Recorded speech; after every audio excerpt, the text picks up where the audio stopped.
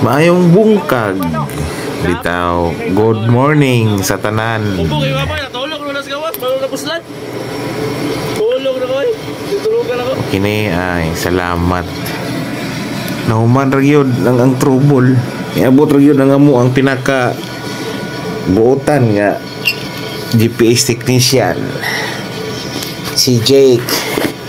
Salamat Jake. Mo ni mga GPS technician na mga hawad kayo mo tirada og mga class S. Bitaw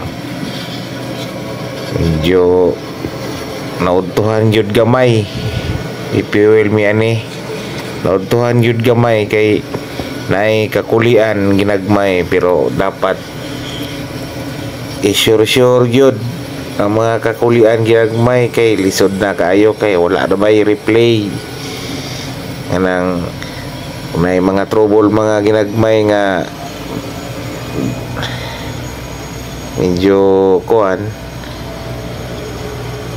ikonsulta gyud sa mga expert sa mga nahingtungdan kay mamanay ilang specialty hulat gyud taon sa ilang mga kuan tirada sud mabud kayo og bright butatanan naman tay limitasyon di man tanan atong trabaho na may klase-klase man may trabaho diri anang salig ta sa ilaha kini pa-take off na mini kay nahuman naman ang trouble ang nag-trouble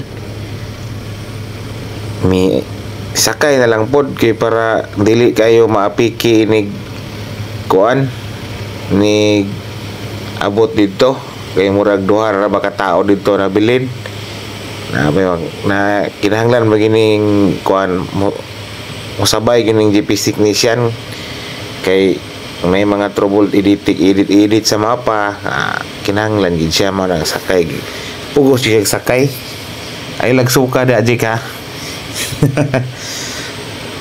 maong pag airborne na mo ani tawag dayon ko sa mga piloto nga nasa mga duol maagian para sure ba dili tama walay mga disgrasya pupurya ipaiway lang tawag ta ni nakontak na nako ang mga buotang pilot sa DOL nga nagtira sa Marsman dili man sila mga suplado mga butan magana tawag dayon okay ra sa to kuan clear daw ko nga moagi sa overhead sa ilahang area nga gi-sprayhan nya kay lahi man ig frequency diri nga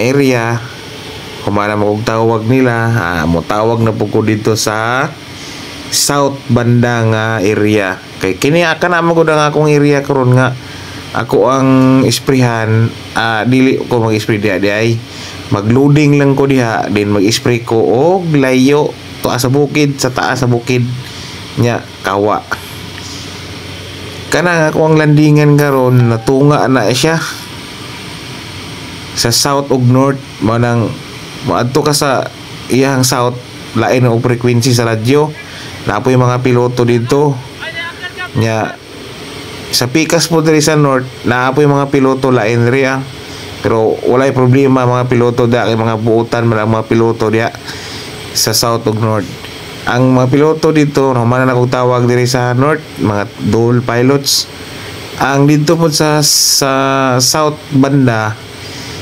mga Tadeco pilots po to dito mga nag-spray manang kinahanglan mo switch ko sa ilang frequency tawagan ako sila in advance nga mag-advise ko sa ila nga mulanding ko anang airstrip na kuha na nila nakuha na ko nila na kontak na ako sila okay ra daw nakita na po na ko sila unya ang ako ang landingan na rin nag-spray pod nga aeroplano unya wala pa na ako siya makontak kay dili mo na ako siya makuan madali-dali kontak kay kung mag take off siya mag-heading siya og north lahi siya nga frequency yang maglanding po siya lahi po siya frequency kay sakop naman sa south ang iyang kuan, ining magloading siya. Ako pa siyang gidakop-dakop kung asa siya nga frequency. Karon nakontak na nako siya. Nagloading day siya. Maong ang akong gibuhat, magkuan ko, mag overhead na lang ko para sigurado. Mao na siya, na siya daw pa-take off na siya. Humana siya loading, pa-take off na man ako, kampante na ko. Tuyok na lang ko overhead. Istorya mi sa radyo. Kuan siya clearance nga mo take off. Ako po siya ni-clear for take off. Then pag airborne na niya, automatic na dayo na mo sunod mo landing na ko. Kay clear naman, wala na may lain. Kami ramang duha nga kuan ka-landing karon diha nga airstrip. Ang uban nga mga piloto naglanding po sa laing mga airstrip, ilang mga airstrip nya dili rin sila mag-spray, mag-aabot lang midri manang kinahanglan yun mo tawag juga para sure ba kay lisod kayo wala ra bay replay bangga niya mo dia kay medyo kuan pag yun ang kuano cloudy kayo, scattering kuan, scattered ang fogs. Na kini patuyok na ko nya naka airborne naman siya, clear to land ako ani. Nana siya tanaw makita man na to siya karon. Mo na siya naka airborne na siya padulong na siya sa area niya nga isprayhan na niya. Ako naglanding na po ko, sit up na po ko sa akong flaps, control ko sa akong airspeed nga gwapo ang approach kay kinahanglan gyud nga gwapo gyud ang imong approach ani nga runway. Monitor juga kay mubo nga runway nya dili siya lapad. Mubo ni runway dapat swak-swak juga ni kay dili ni taas, dili pod lapad kana siya mo na ang runway. Kini final approach na ko ani kay lisod kayo ni nga ni nga runway og magpa-kuan lang ka kay mubo siya. Dapat accurate yun imuhang airspeed, yung landing nya plus na pa jud ko'y sakay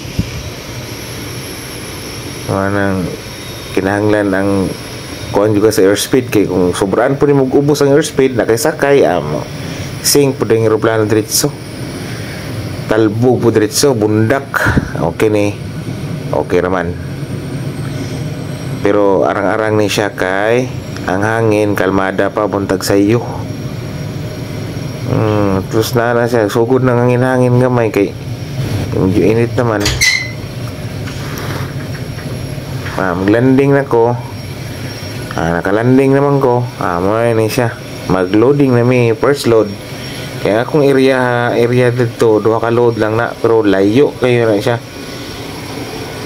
Layo na kayo ang akong area manang pwede pa man daw sa Icolon kay sayo pa man dito mag clouds na dito pero maglandong muna siya dito manang pwede pa magkataas ang time magka-late magkuan dito magkuan ng clouds magtapok manang mulandong siya overcast og diri ra ko kutob daghang salamat.